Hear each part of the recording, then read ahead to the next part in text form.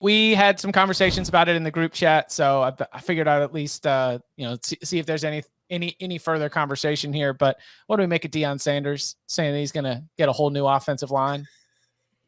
We still got some games left, Coach. You're 4-4. I understand that these are challenging games left, but man, this is the portal ain't open for undergrads yet. Like if you're trying to get all the grad students, yeah, you can maybe hope that the Michigan State's got some offensive linemen that are jumping in the portal already, but what kind of message does that send? Yeah, you always see it every year, like a plethora of like Power 5 starting ready offensive linemen in the portal. It's just chock full of them every year. You just go in there and get yourself a whole line. Can I ask here's another question. Why are Deion's comments being treated differently than Pat Narduzzi's? He's doing the same thing. He's saying we thought we had better players than we did. We don't. They stink. We need new ones. That's basically what Narduzzi said, and he got roasted for. Didn't Brett Bielema say it too? Probably because of the time of night he said it, honestly. Mm-hmm. Like that game didn't get over till pretty late, and Narduzzi's game got over earlier. Bielema said his were taken out of context too, but they weren't that the players stink. It was just that none of the guys that the previous coaching staff had recruited to play on the offensive line were still there or starting and playing. So they were very young up front. I think it is very much a story to keep an eye on.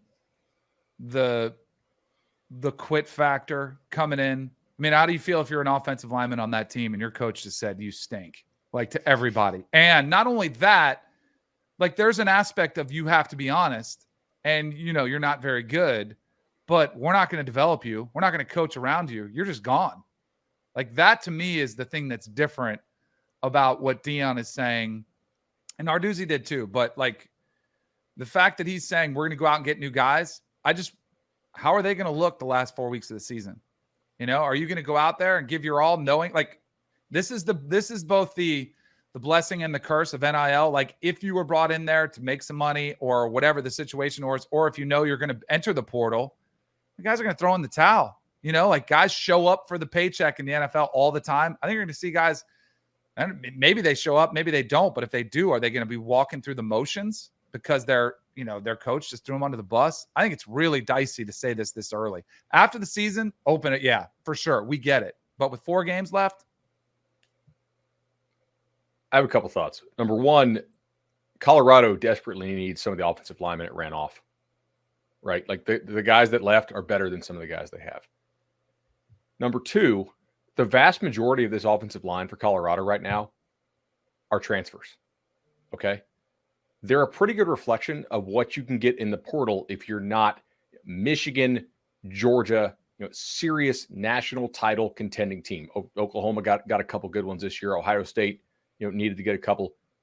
Average or slightly above average offensive linemen go to great teams when they're in the portal.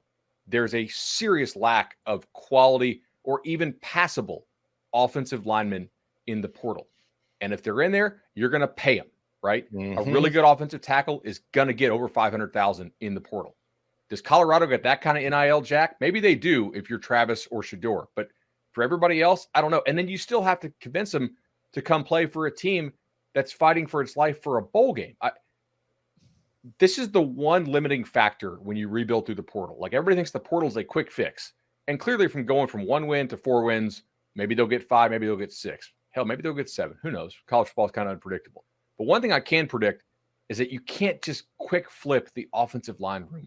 It takes time because it's the hardest position to get, especially tackle in the portal.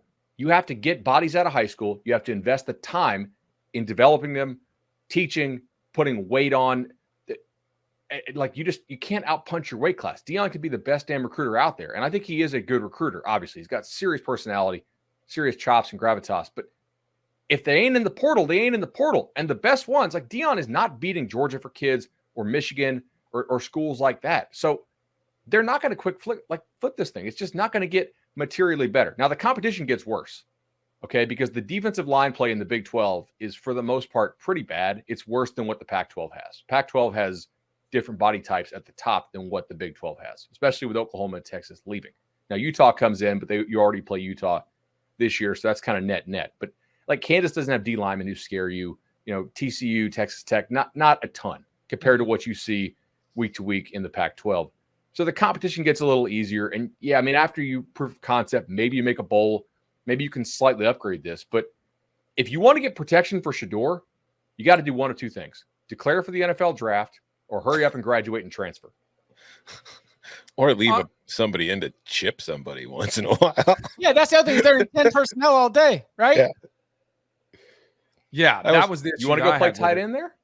Well, let me ask you something, because I think this. I would not doubt Deion. I think he can crush. I think he can compete with Georgia, Ohio State, and I think talking to Jeremy Bloom, the former football player, Olympic skier, like there is a movement there that I think they'll be able to carry the momentum no matter how the season unfolds. If it falls apart, I still think they'll be like, hey, our roster was bad. I mean, Deion did flip Travis Hunter to Jackson State, right? So if he can do that, I think he can go get anybody from anybody. The question that I have, and Cormani McClain, he's gotten some good, talented players before, 5-star. I don't know if it's going to pan out or not, but you know what I'm saying. What about the guys that already transferred in, as you mentioned, like they're not very good? Where do they go? Like that aspect. What if they don't want to leave and Deion wants to turn them over? And like in a year when you could transfer for free, what if they're like, no, I'm on scholarship here. Like I get you can try to run them off, but if they have to sit out a year, they're going to be much more inclined to say, I don't want to sit out a year. I want to stay here. And that gets really uncomfortable. I don't know how he's going to run them off. This is exactly why I thought it was misguided to say that the luggage you're bringing in was Louis, right? And I never got more hate from these casuals than I did for ranking Colorado's transfer class 10th. Because I was like, look, Shedeur is really good. Travis is amazing. The receivers are decent players. Like you got Power 5 quality receivers there now. The other stuff is like we did a whole segment on this. There were like scout team guys from Alabama or like mid-level guys from the MAC. Like they were not quality players. And so you took them.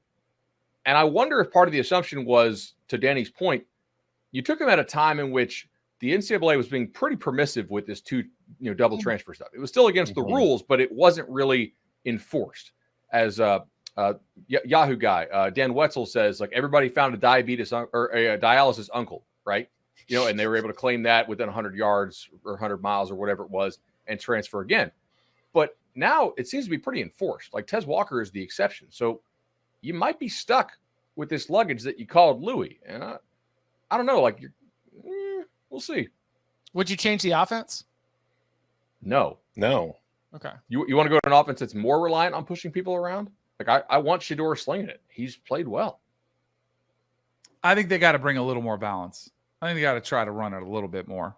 When you can pin your ears back the way that the defenses have been, it's tricky though. But Colorado played them, UCLA played them light box the entire night. Like UCLA was daring them to run. They didn't have a run over 10 yards. What about for tempo? I mean, are you increasing your chances to be able to win the game by playing lightning fast? Well, they're not going quite as fast as they were. I think Deion smartly dials it down against these good teams.